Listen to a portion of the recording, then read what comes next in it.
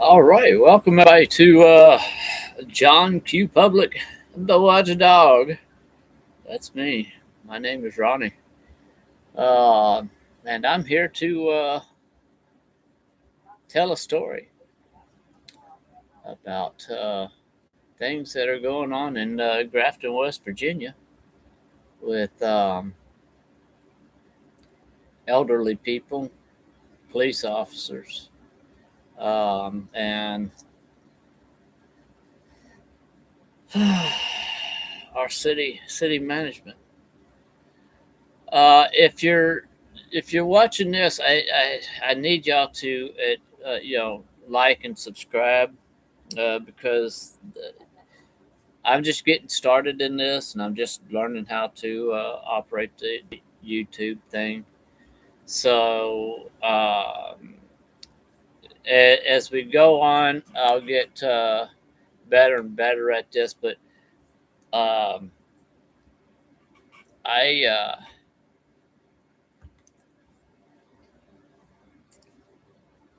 I've gotten into where because of what happened to my fiance with law enforcement officer here in Grafton, West Virginia.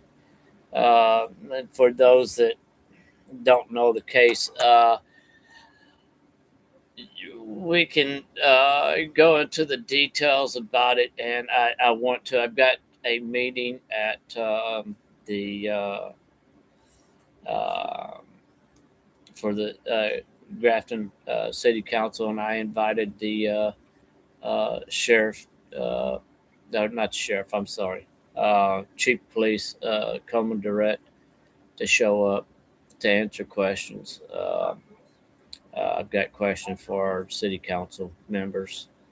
So there's so much going on with this case, the abuse, what happened to my fiance, uh, the night that they come through our camper, or the police officer Cassidy with the Grafton City Police Department, come through our camper door and grabbed a hold of my fiance, threw her to the floor. This 73-year-old great grandmother um, that has never had so much as a speeding ticket on her record before. Um, he apparently he was upset. It was snowing outside. We had like 5 inches of snow outside. Um, it was cold. It was freezing. You can see by the pictures.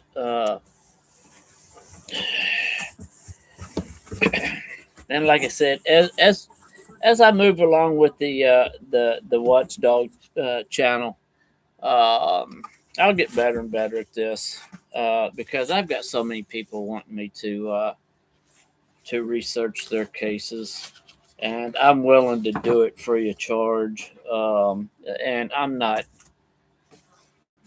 I'm just the average citizen. I'm not, but I know how to do things that needs to be done.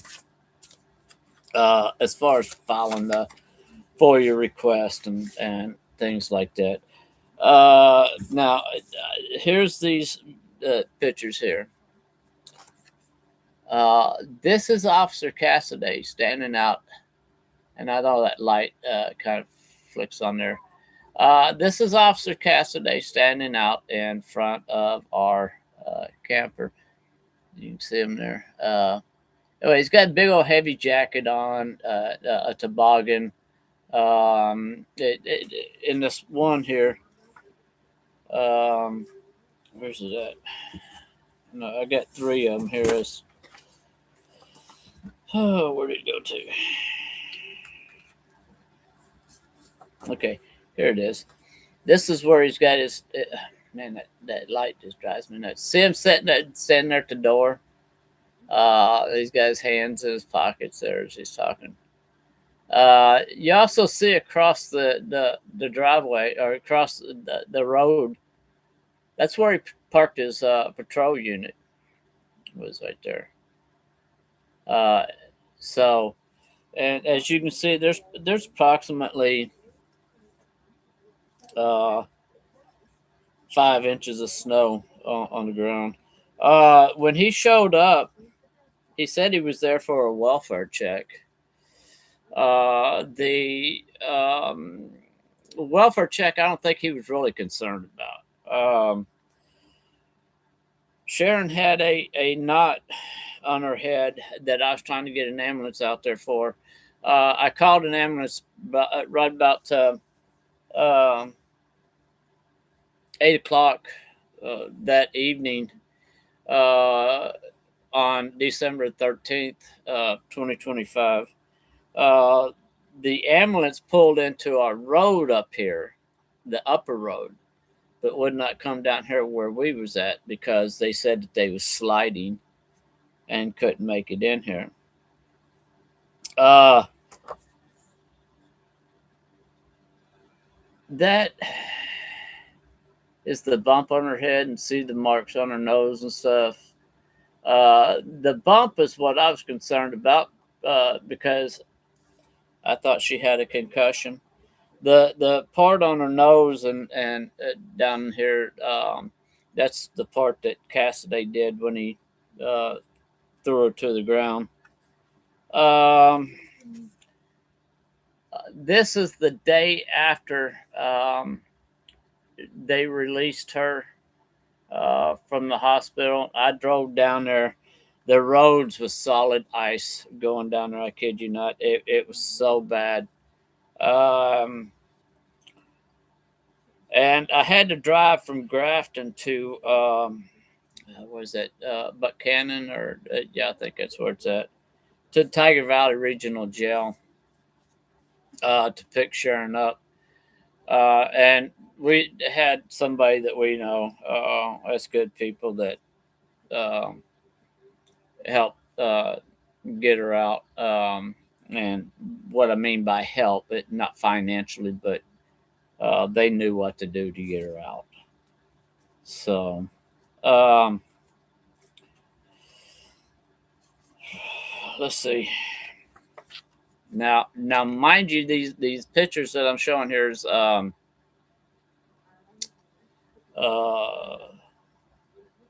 what Officer Cassidy did to a 73-year-old grandmother um, who I kept telling had a possible concussion or had possibly been drugged. When I took her to the hospital the next day, I requested an alcohol test and I requested a drug test, which they gave her. They didn't find no alcohol, but they did find benzo in her system. Um, and it's a long name, benzo something, benzo. So they found that in her system. She has never been prescribed that, and her medical record will show that. Anyways, this is what happened to her when Officer Cassidy chose that he was going to tackle her. Now, this first of all, this is me and her. We're always in a happy, good mood. I'm not going to say that 24 hours a day, 7 days a week. We are, but we're not a type of couple that beats up on each other either. So this is, man, there we go. There's my beautiful fiance right there. And right there where she's standing at, by that door, is where Officer Cassidy threw her to the ground. Let's see here.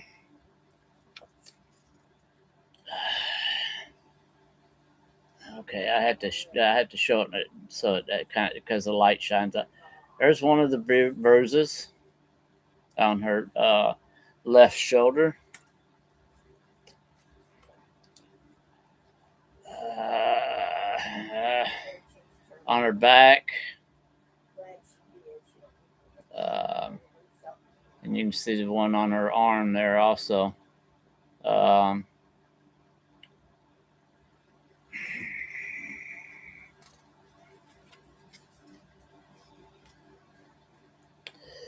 I'm trying to learn how to operate this camera, so you'll have to just bear with me. Anyways, there's one on her arm there.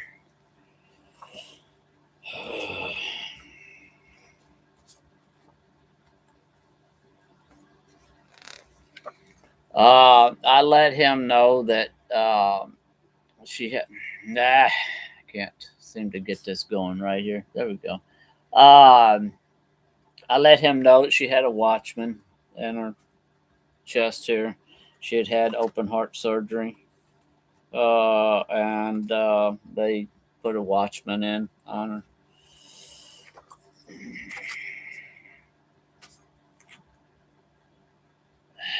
There you go, man. That's her shoulder right there.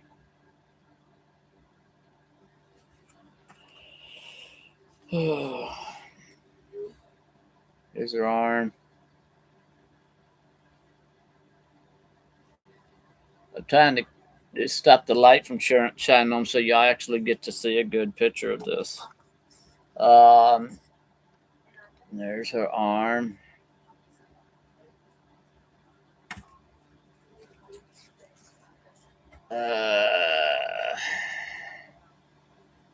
Arm there. This is, I believe that's her knee area. There we go. This is her other shoulder.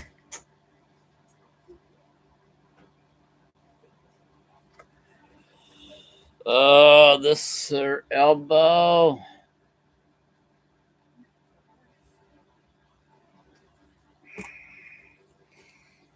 This is her arm. By her wrist. Man, I keep moving the picture in the wrong direction there, so y'all have to just forgive me here. There we go. There we go. That's her wrist, where he grabbed a hold of her and threw her to the ground. Man, okay, there's another one. I'm trying to make it where y'all can see it. There is. So, all right. So, anyways, and here's another one of her wrist. Of her other wrist. Let's see. Anyways, I don't know how to show these pictures on there. So, but anyways, so you've seen all the pictures. Uh, when he showed up, he said he was there for a welfare check, and but the welfare check ended up in with her under arrest, um, and walked outside in the freezing temperature with no shoes, no jacket, and as you can see, Officer Cassidy was all uh, snuggled up in his big old heavy duty jacket and his toboggan and stuff. Anyways, I've got a meeting tomorrow, March the 3rd at 1 p.m. at the city council, where I'll be asking a lot of questions. I've invited the chief of police, Coleman Durrett, to show up there to answer questions. Let's see if he shows up.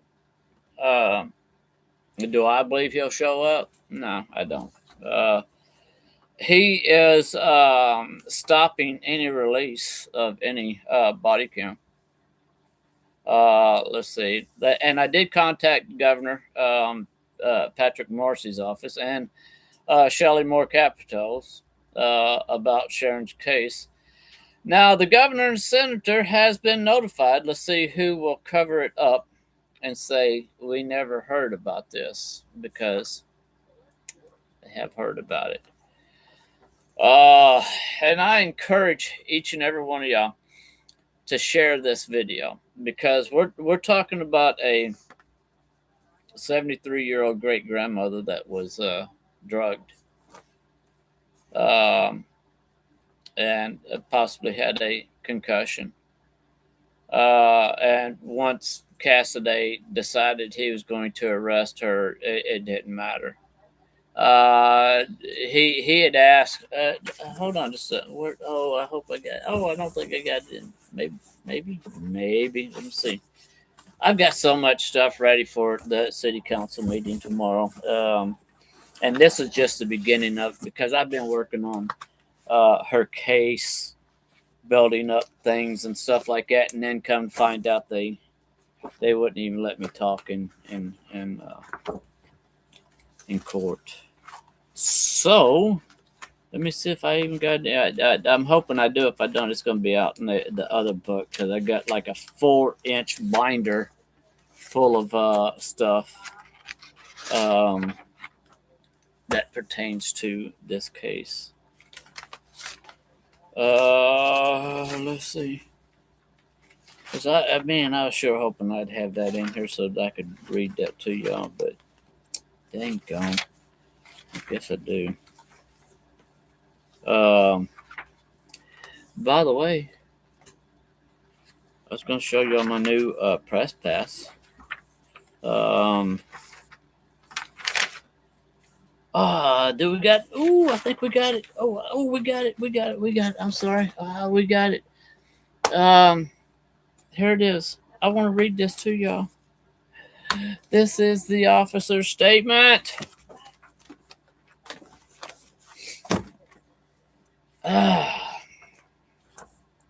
Be right back.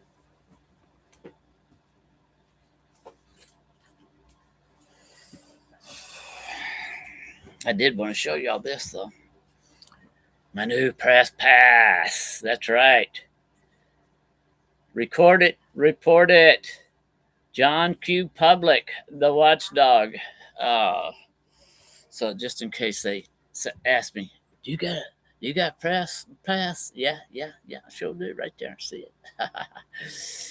it. Y'all remember to record it, report it. This all stemmed from December the 13th. This is when it all took place.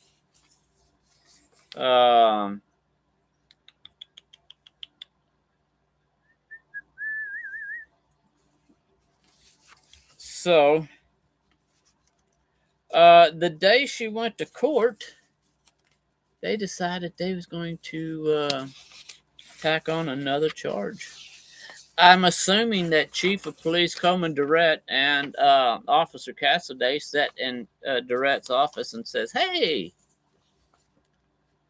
let's get her for this." 73-year-old great-grandmother who has never so much as had a speeding ticket on her record had told the Officer Cassidy that I thought that she had a possible concussion or that she had been drugged. But he didn't want to listen to it. He charged her with obstruction, a domestic battery. Now, the part we can't figure out is the domestic battery, because I never filed it.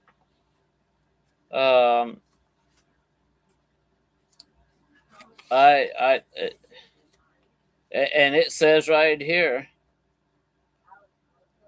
was the victim's spouse. They're saying that it's on here. I was the victim. I didn't file no domestic battery charge. There's no signature on any paperwork that states that I did. So I want to know how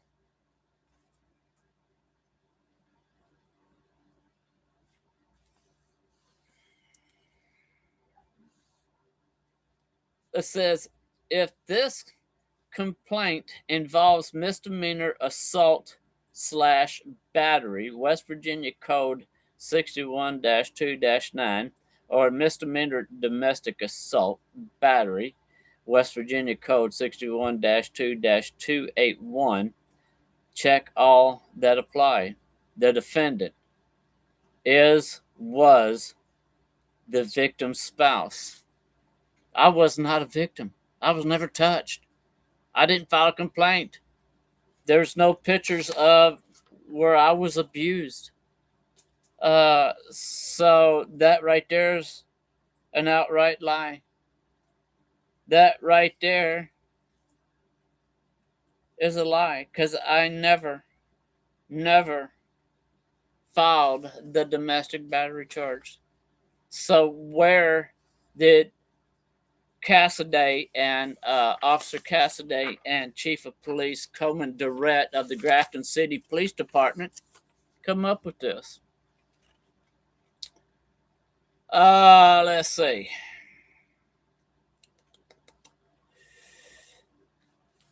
What I'm trying to figure out here is because it's like it jumps in one thing and goes to another here. I further, let's see.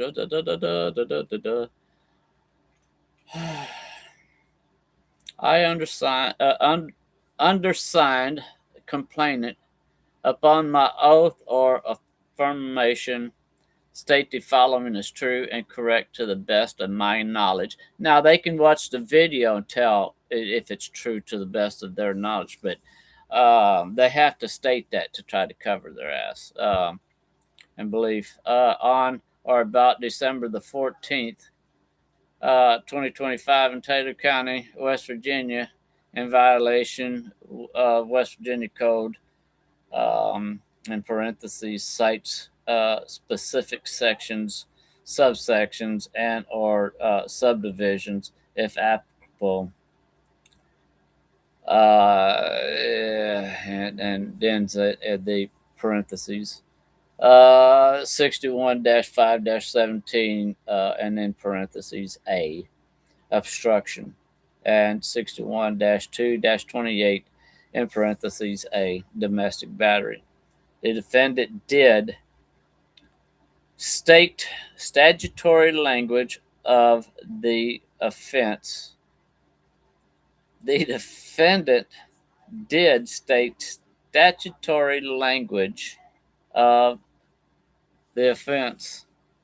A person who by threats, menaces, acts, or otherwise forcibly or illegally hinders or obstructs or attempts to hinder or obstruct a law enforcement officer, and it says continue,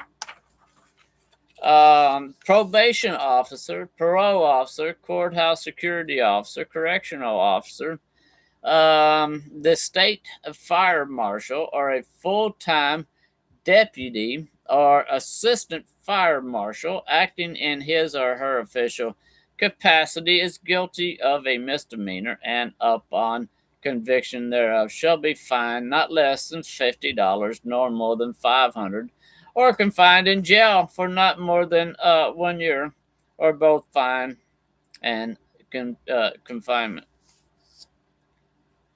and confined. 61-2-28, in parentheses A, domestic battery, parentheses A, domestic battery. Any person who unlawfully and intentionally makes physical contact of an insulting or provoking nature with his or her family or household member, or unlawfully and intentionally causes physical harm to his or her family or household member, is guilty of a misdemeanor and upon conviction thereof shall be confined in jail for not more than 12 months, or fined not more than 500, or both fined and confined. So the domestic battery charges already fell. Obstruction fails because she was inside her camper and he didn't like the way that she was speaking to him. And I think it pissed him off and it hurt his feelings.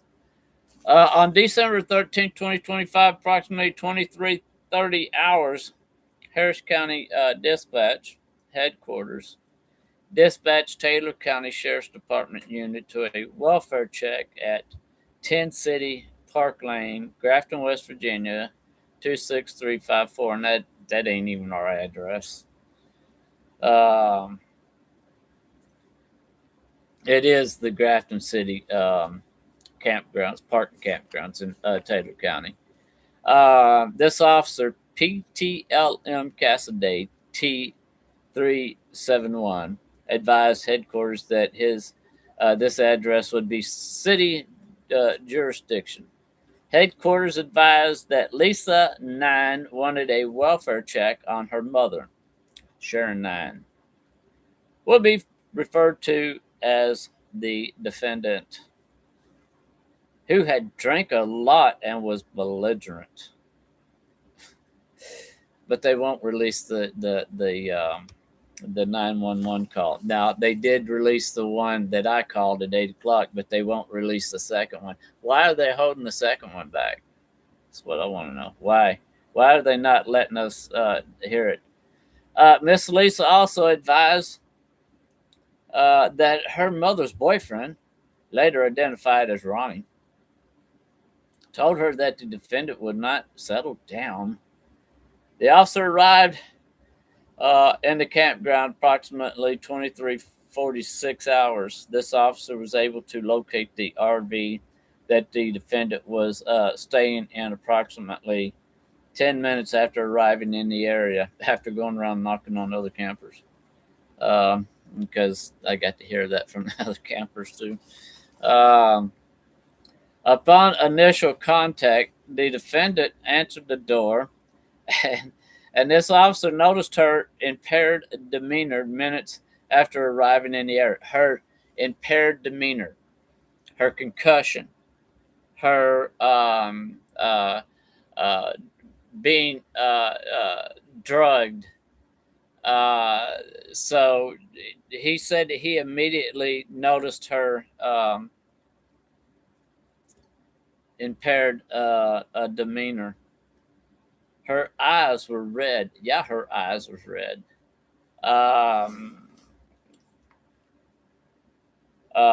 She was not herself. And I mean, things got way. I mean, it was so. Yeah, her eyes was red. Face was red.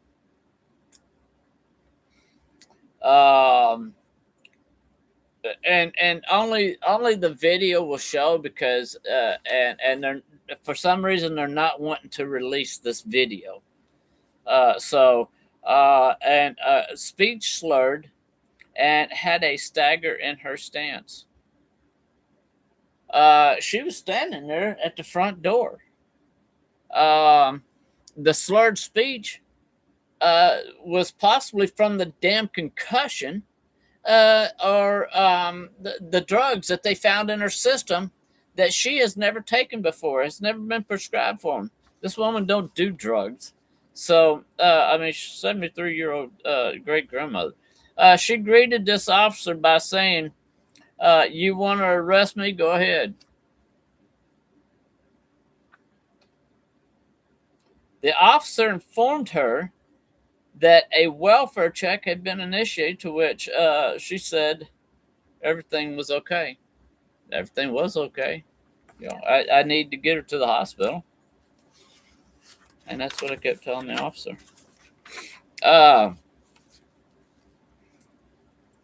The officer requested to speak with the boyfriend, to which she replied, "I just got his fucking ass in bed." The officer apologized for waking Mr. Burns, and I wasn't asleep. I was trying to figure out how to get her to the hospital. So I wasn't asleep. To which the defendant got angry and began swearing, stating that he wanted her to leave. That was never said. I don't know where that ever came from. Whether she actually said that, I couldn't tell you. because I was trying to get her to the hospital. I was trying to get her to um, get some help because I knew something was wrong. That because she has never done this before, so I knew something. I know Sharon, and I knew something was wrong. With her. The officer then noticed an apparent bruise on the defendant's forehead, and I don't know if he said bruise or bump that night, but he did notice it. He did notice it, and that's when I told him that I was concerned about her having a concussion and possibly being drugged. Let's see. He noticed the mark and tried to inquire about it. He did inquire about it. He did ask about it. He shined his light on there and asked about it. And she said that she didn't uh, have a bump. She don't even know how she got the bump. Um, so the defendant repeatedly denied that there was any mark on her forehead. The officer requested to see Mr. Burns' hands to ensure that he had not been physically abusive to the defendant, and I did. I stuck my hands out there like that. I said, "Hey, look, look, look, look, look, look." Yeah, I said we don't do that type of stuff. I've never been with a woman that has been that way. I've never been that way. I grew up watching stuff like that happen.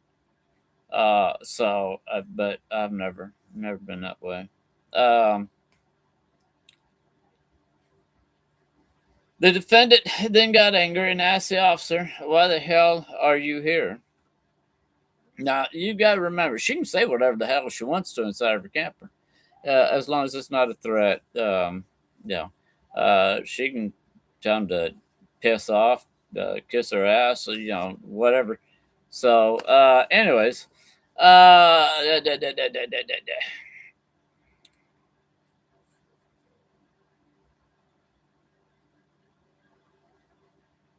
Let's see where I don't forget where I'm at. The officer then reported that the reason for the visit was because her daughter wanted her to be checked on because she was drunk and belligerent.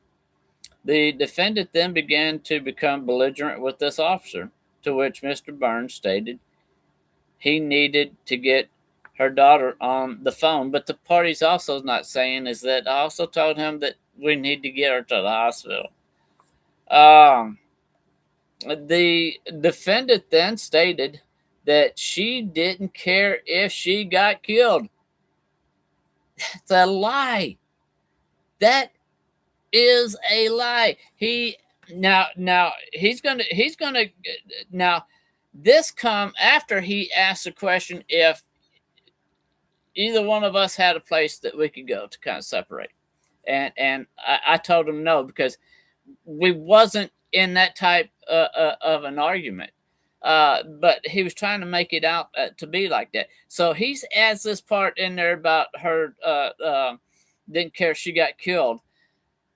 He had asked the question, do either one of y'all have a place that y'all can go? And Sharon said, if I leave here, I could possibly get killed going down the road because the ice was on the road. Yeah, that's how bad the roads was. I mean, hell, we couldn't even get an ambulance in here at 8 o'clock that evening because the roads. So and now he's adding this part before he asked the question, um, did we have any place that we could go? Either one of us could go. So he's making it sound like she made the comment she was going to harm herself before he asked this question. And it was that he asked the question, then she made the comment that, if she was to leave, that she could possibly get killed. But that ain't the way he's wanting to state it in his comment here. So let me read that again. So the defendant then began to become belligerent with the officer, to which Mr. Burns stated he needed to get her daughter on the phone, and I was trying to tell him that she needed to go to the hospital. The defendant then stated that she didn't care if she got killed, to which the officer requested a county unit come out for a mental hygiene. So he's making this comment that she had threatened to kill herself, or didn't care if she got killed, and was so concerned about it that he was calling the county out for a mental hygiene, instead of calling an ambulance out, and taking her to the hospital. So that's the reason why I'm saying what he's saying here is, it's bullshit. So, and when they release the body cam footage, it will prove what I'm saying here. So, and we're going to let everybody see it. And like I said, it's not a pretty video. It's not a pretty video. So, but we will let people see it, to prove our point. Because, like I said, he literally threw her on the ground, uh, here, by where our restroom door is right here, because we live in our camper.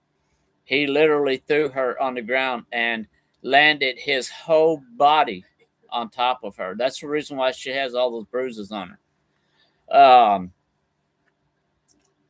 And before he did that, before he'd even handcuffed her, before he'd even said she was under arrest, he asked her to put her shoes on. That he was going to take her to the hospital for a mental hygiene. Now he was going to take her to the hospital for mental hygiene. After all this concern that I kept telling him that something was wrong, he was willing to let her put her shoes on, and jacket on, so that he could take her to the hospital for a mental hygiene.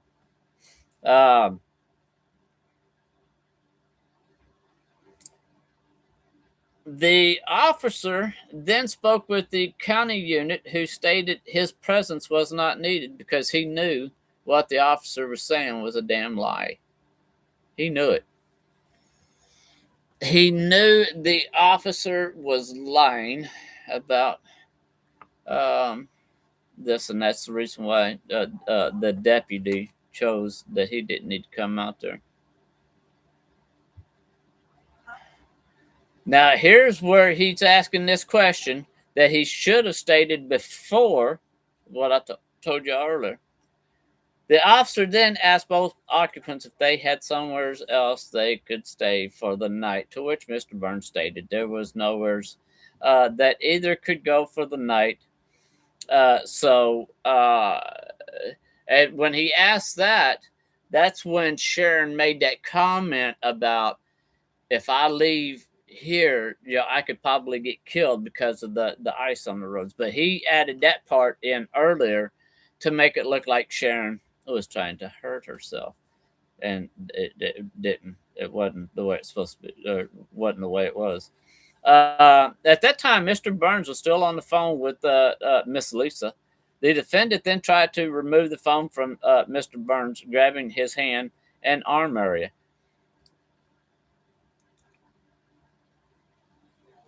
I don't recall her doing that.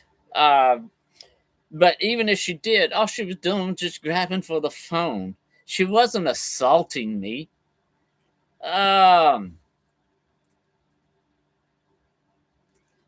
Mr. Burns yelled stop, while retracting his arm to prevent her from obtaining the phone. Hold on. She had a hold of my arm, my hand, my arm, and I was retracting my arm. If she had a hold of my arm, how was I retracting it?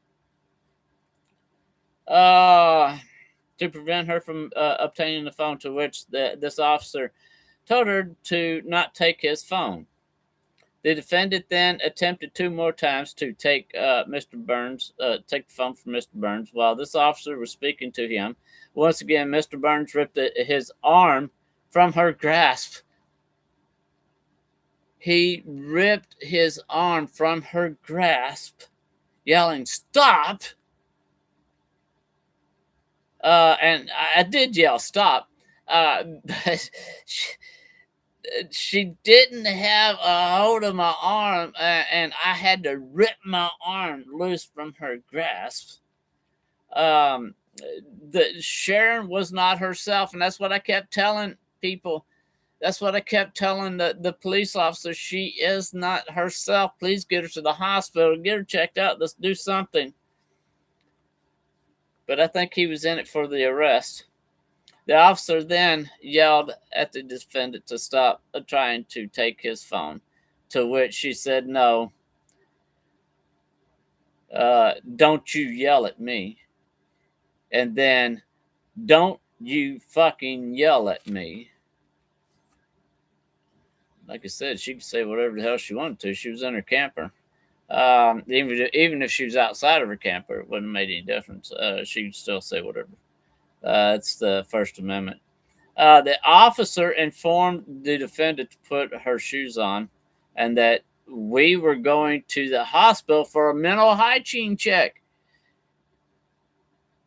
He told her to put her shoes on, that he was going to take her to the hospital for a mental hygiene check. So once he chose to arrest her and tackle her and put handcuffs on her, why wasn't he concerned then about the mental hygiene check?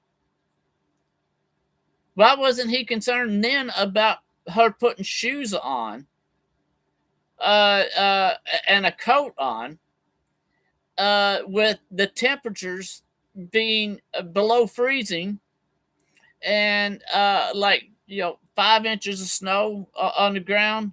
So he walks her outside barefooted, no jacket. He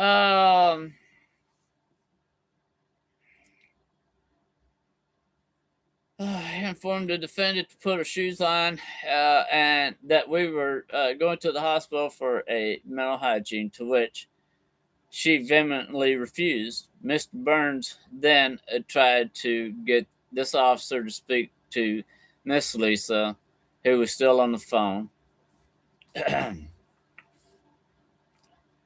Now, just a little bit ago, he says I was trying to get her on the phone, but now he's saying that she was still on the phone. So, which is it, Officer Cassidy? He placed the phone onto the doorway, placed the phone into the doorway while on speaker. Then the defendant attempted to take the phone from him again. This officer then approached the defendant in the doorway and told her to stop reaching for the phone yet again and advised that if she attempted to take the phone again, he would place her under arrest. She can take the damn phone anytime she wants to. It's our phone. And if her daughter's on the telephone, she wants to talk to her daughter, she can take the damn phone if she wants to. Let's see. And advised that if she attempted to take the phone again, he would place her. While in the doorway, the defendant attempted to take the phone from Mr. Burns again, to which the officer grabbed the defendant's arms and ordered her to turn around. And he grabbed her with her arms up like this. This is how he grabbed her, on both wrists, and told her to turn around. Hold on, he's got a hold of her like this, and told her to turn around. Now, if he's got a hold of her, I mean, how's she gonna turn around? And then if she does attempt to turn around, he's going to say that she was fighting with him, so he had to throw her to the ground because he's one of those officers that gets up in the mornings and looks in the mirror and with his shirt off and flexes those muscles, like that right there, and probably gives himself a kiss in the mirror. So the defendant refused and resisted arrest.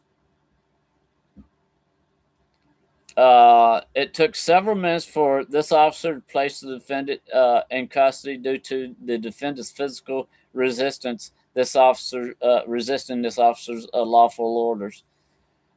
She was on the fucking ground with his body weight on top of her.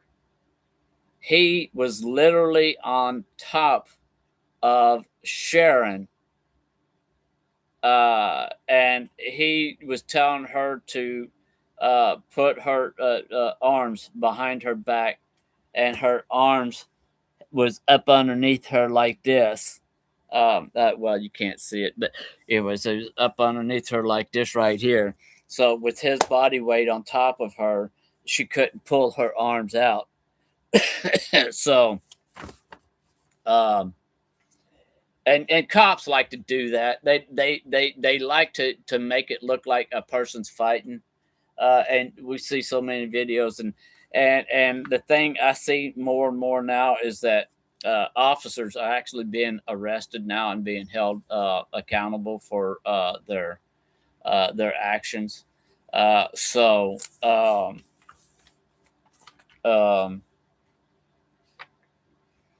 a lot of them are going to prison. A lot of those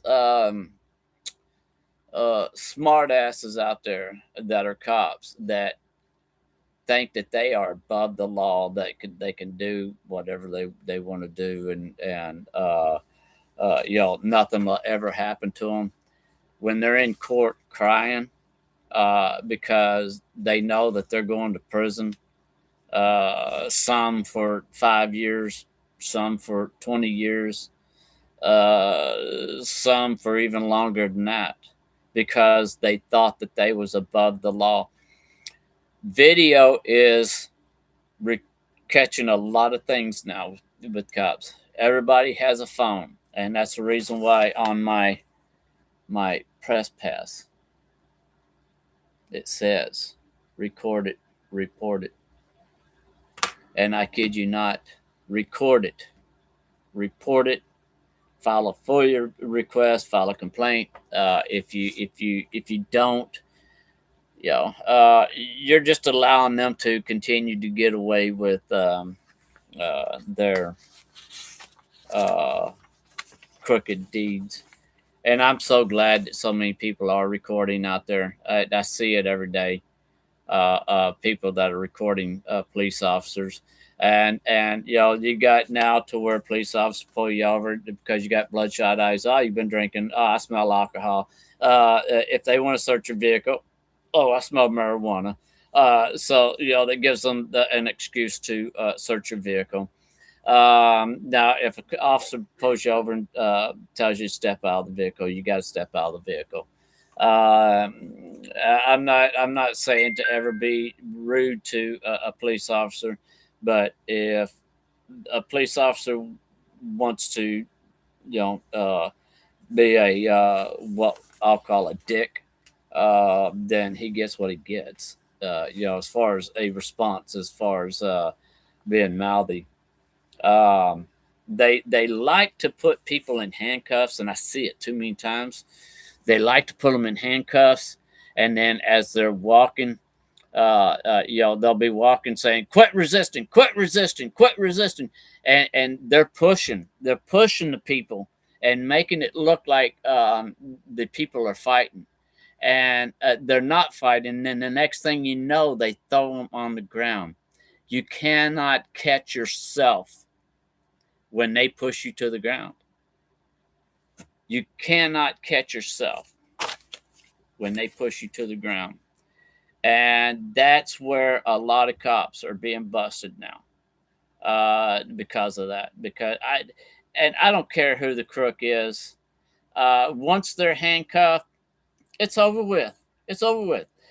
Sure, they're gonna fight. Hog tie them, do whatever you got to do, but do not walk them and then push them so that they fall, or you throw them to the ground so that they fall, and knowing that they can't catch themselves.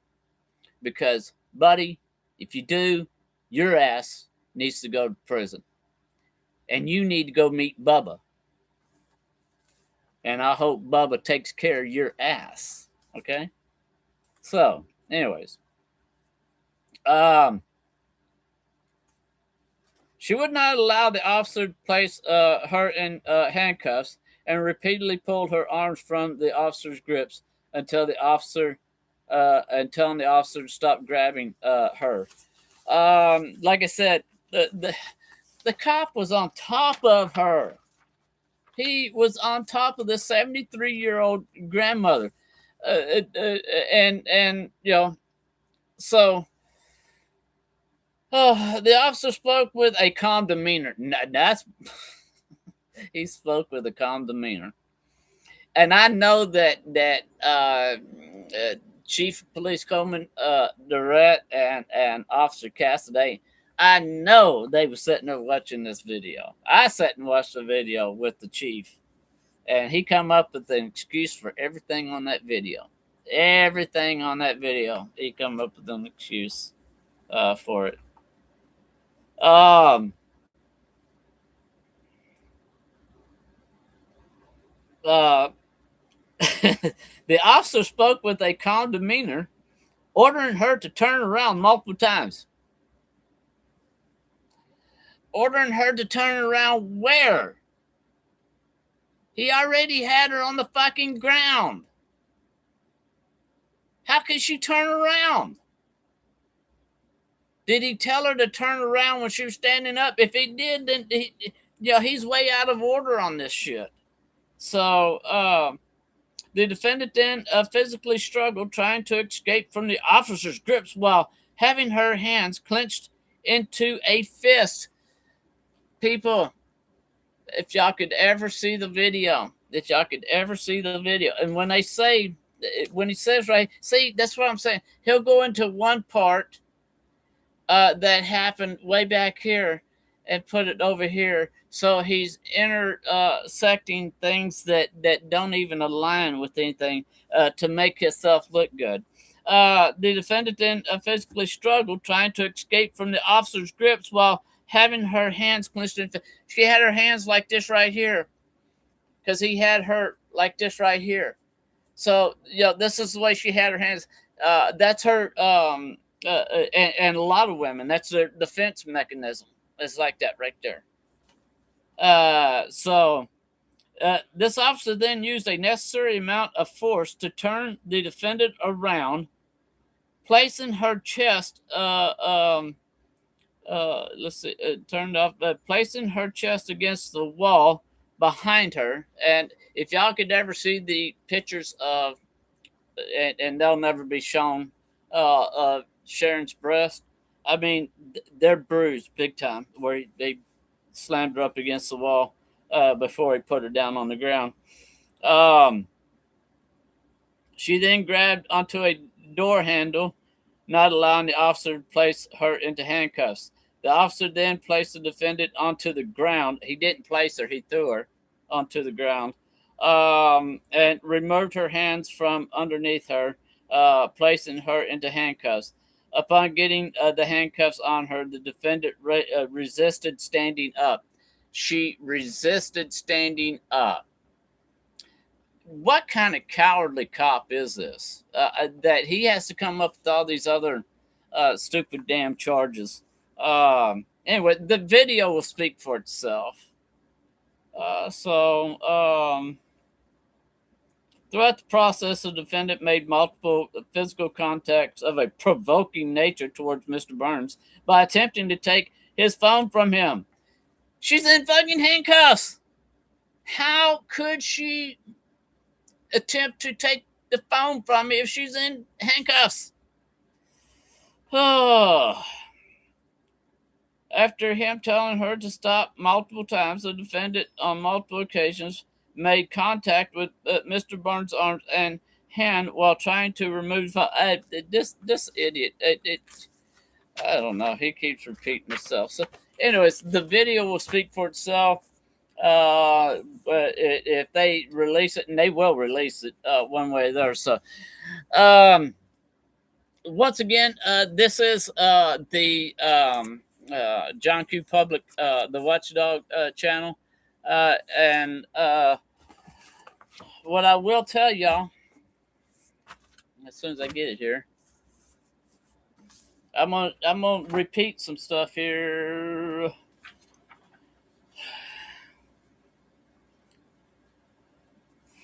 Now, gosh dang it, so much. The Fourth Amendment, the Eighth Amendment, Graham v. Connor. Let's see.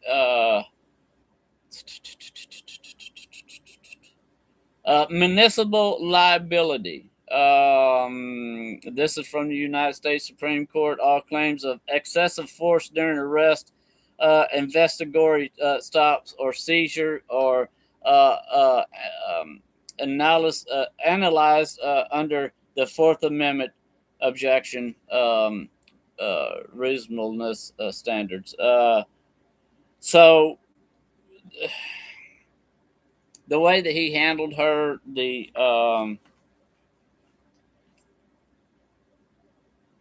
Roland v. Perry.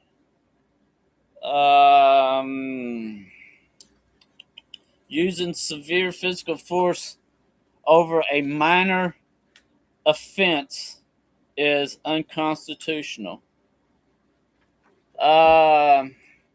Estelle v. Gamble. Deliberate indifference to serious medical needs of prisoners violates the Eighth Amendment. They didn't give her her heart medication, even though the officer Cassidy took it, and the Tiger Valley Regional Jail did not give it to her. So that's the reason why we have Tiger Valley Regional Jail as part of this deal. ICO v. Shreves, repeated use of force, including um, uh, pepper spray, after compliant is unconstitutional. Um, Force becomes excessive when the threat has ended. When you put the handcuffs on her, the threat was over with. The world wasn't no threat, but hey, that's what they're saying here. The subject is subdued or compliant. Also reaffirmed liability for ignoring medical distress after use of force is what they did.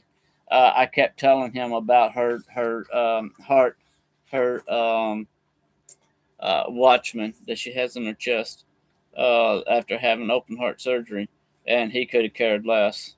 Um, Scrinto v. Stansbury, knowingly denying or delaying medical care for an obvious serious condition constitutes deliberate indifference. So, in other words, for the concussion, for the possible drugging that I kept telling the officer the, that was happening to her, this is where that comes into play. Um, Monell versus V Department of Social Services. Municipalities may be sued under 1983 when constitutional violations result from physical policy, customs, or practice. City of Canton v. Harris. A municipality may be liable under 1983 for failure to train employees when that failure amounts to deliberate indifferences.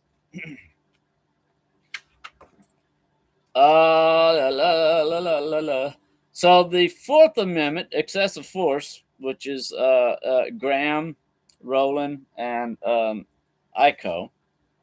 The Eighth and 14th Amendment is the Estelle, Scriento, and Cento. Um, Serious medical need plus knowing disregard of risk. Municipality liability under 42 USC 1983, which is the Monell and City of Canton, which is policy, custom, ratification, or deliberate failure to train. So I'm not a lawyer, but I played one on TV. No, I'm just joking. I'm not a lawyer, but man, I tell you what, stuff that I've studied up on and have learned since this has taken place. Um, a lawyer don't even have to even do anything. I mean, I can hand him everything that I got, and we will be getting an attorney. But right now, I'm handling everything that I can. That way, when we do get an attorney, he all he's got to do is look at what we got. So, all right, y'all. Hey, I'm gonna get off of here. Get ready to go. Take some meds and go to bed. So, God bless each and every one of y'all. Peace out, y'all. Y'all remember John Q. Public, the watchdog. And we're gonna try to get on here and start building up this channel. We're gonna start representing more people. We're gonna have people as soon as I get the studio set up to where we can do interviews with people, people that have been wronged in our society, our community, things that has been done to them. I will do for your request to verify any kind of information and do the studying on what actually happened. So if you need any help in our community now, later on I may stretch out, but right now I've got to cover our community because I'm concerned about our people in our community of Grafton, West Virginia, and helping them out with the law enforcement officers that we have in this area that um, are not good people. Let's just say so. And that's the way that I'm going to do it. If I've got to get out and set my system up because I've got a DJ business also, and I've got massive sound system. And if I have to hook every bit of it up just to go set someplace and make my voice be heard, so that people could see that I'm there to stand up for their rights, then that's what I will do. And somebody asked me if I was afraid of retaliation. No, no, I'm not. No. I record everything. I got body cam. I've got my phone. I've got the camera, the dash cam that records all the way around the vehicle. So no, I'm not. If they want to retaliate, that's just going to make it worse on them, on the city. Hopefully they don't do that. But if they do, I'm prepared for it. So once again, y'all, remember John Q. Public, and like I said, the watchdog there. Uh, um, we're going to keep trying to do these stories and trying to get the word out. Pass the video on, I want to see what kind of response that we can get from this to help me get through this first case with Sharon. Because when we went to court, they was going to give her 2 years probation, 90 days in jail, and I don't know, $600 fine, something like that. And I told her not to take it. We got that buddy system here in Grafton, West Virginia, where everybody shakes hands, and from the prosecuting attorney to even the attorney that's representing a person, and the judge. We got that buddy system here. So we're trying to bring all that to a stop, um, and get justice for the people. So um,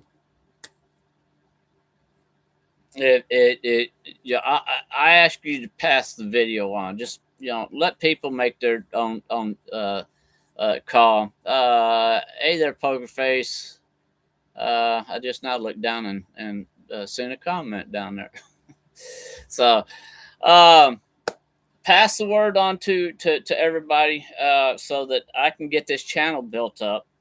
And like I said, I'm working on the studio right now, to have everything set up in the studio, so that when people want to come in and do interviews, we'll have the microphones set up and stuff like that, and so that we can start talking about their cases, or other cases that have happened in this area.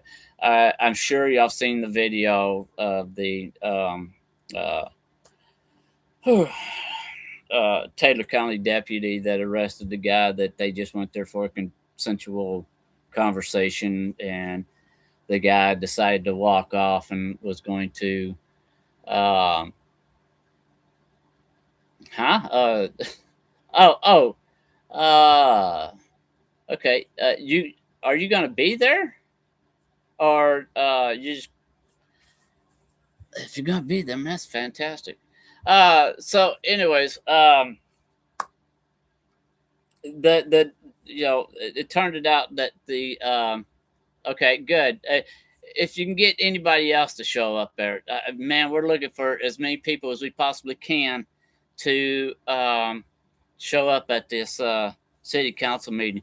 And the reason why I'm asking, it's not that if y'all want to comment, that's fine, man. I mean, and I would love for y'all to comment if y'all feel that y'all want to, but I've got to have people there that's willing to say, I want to speak during the citizens' voice, and uh, then let me take over their allotted time. So yes, 1 o'clock. Um, I'm guessing you know where it's at there in downtown, next to the fire department. Anyways, so if they give me their time, I can continue asking these questions because I mean, just the city council questions, just for the city council members, the questions is just I've got so many, and I want answers. And then the questions that I've got for the chief of police, who I'm trying to get fired. I'm trying to get him fired. I'm trying to get the Officer Cassidy fired. So please, if you can bring somebody with you, uh, bring them with you, and fill out the little slip that you want to make a statement. Even though if you don't want to, you don't have to. If you want to, hey, fantastic. Yeah, I encourage you to do so. But I'm looking for people that will let me take their time so that I can finish asking these questions and getting them out there in the open, and hopefully being able to get answers, because they're only going to let me speak for 3 minutes, and then they're going to tell me to step down. So, but hey, God, man, I'm glad somebody's out there that's responding to this. So, all right, I gotta get off of here. Like I said, uh, John Q. Public, the watchdog. This light just drives me nuts, man. Record it, report it. Always keep your phone available if you got dash cam. Always record it. Record it. If you come across something, record it. Do not interfere. Do not interfere with law enforcement, but record it. I don't know what the law is as far as how far you can be away from a law enforcement officer in West Virginia. I need to check into that. So get out there and record, because, like I said, a lot of officers are going to prison now because of things that they do. So peace out, y'all. Catch y'all. Like I said, I'll be here tomorrow night to report on the 1 o'clock meeting, and I will be going live also. I'll have the camera tripod all set up inside the city building, so I'll be going live also in there, and also wearing my body cam. So y'all come on out. God bless y'all. We'll see y'all tomorrow. If we don't see y'all tomorrow, we'll talk to y'all tomorrow on YouTube. So Godspeed, y'all. Peace out. we'll see y'all tomorrow. I don't know how to turn this off. So, oh, there it is right there. Hey, I'm just now learning how to use YouTube, y'all. So y'all have to work with me. But I'm getting it situated. So Godspeed. Bye.